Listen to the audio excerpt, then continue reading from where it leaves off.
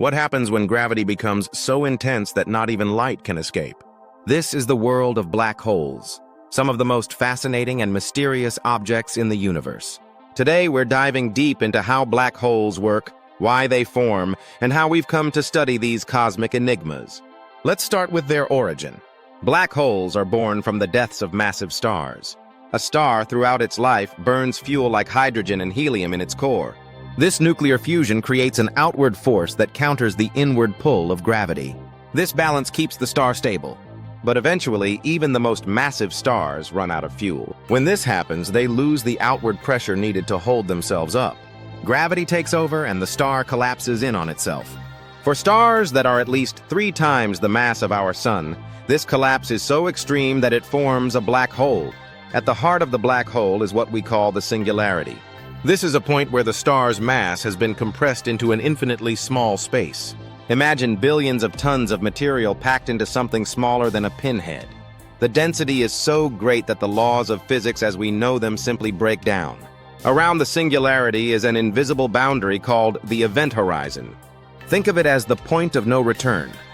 Once something crosses the event horizon, it can never escape. Not even light, which is why black holes appear black. What's fascinating is that black holes don't actually suck everything around them like some sort of cosmic vacuum cleaner. Objects have to get very close to the event horizon to be pulled in. In fact, if our Sun were replaced with a black hole of the same mass, Earth would continue orbiting it as usual. Life might get very cold and dark, but Earth wouldn't get sucked in. Now let's talk about the different types of black holes.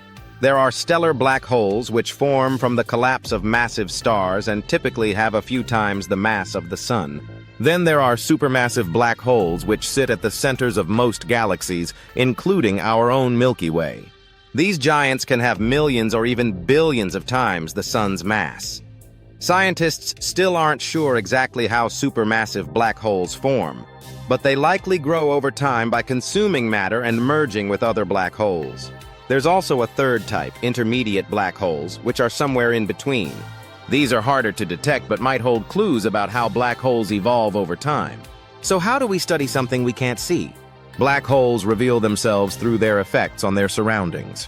One of the most dramatic examples is the accretion disk, a swirling ring of gas, dust, and sometimes even entire stars that spiral toward the black hole.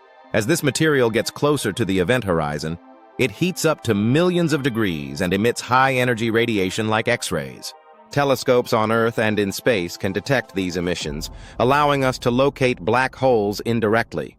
Another way black holes reveal themselves is through their gravitational pull.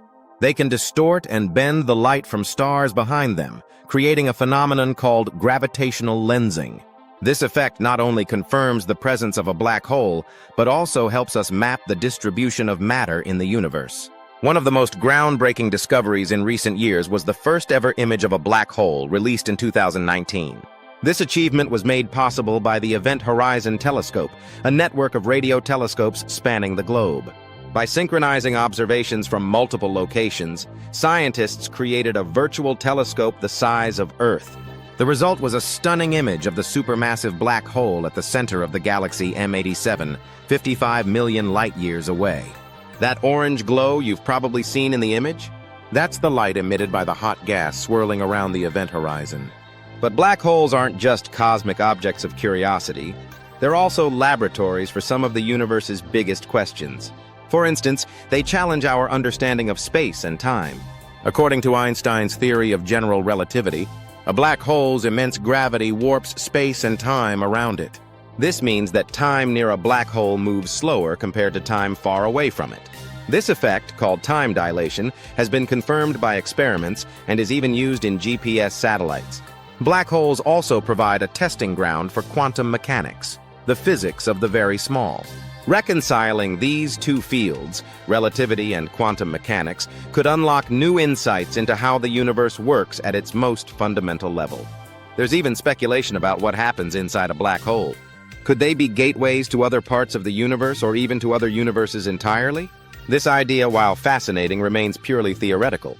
What we do know is that anything crossing the event horizon is crushed into the singularity, making it impossible to study directly.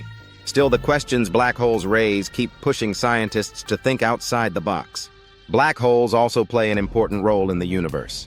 They help regulate the growth of galaxies by consuming matter and expelling energy in the form of powerful jets. These jets can stretch across thousands of light years, influencing the formation of stars and planets in their path.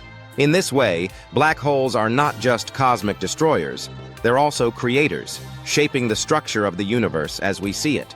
In the end, black holes remind us of how much we still don't know about the cosmos.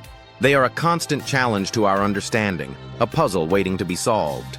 And that's what makes them so exciting. As technology advances and our observations improve, we're likely to uncover even more about these mysterious objects. Who knows? The answers we find might reshape our entire understanding of the universe. So the next time you look up at the stars, remember, somewhere out there, a black hole is silently shaping the universe in ways we're only beginning to comprehend.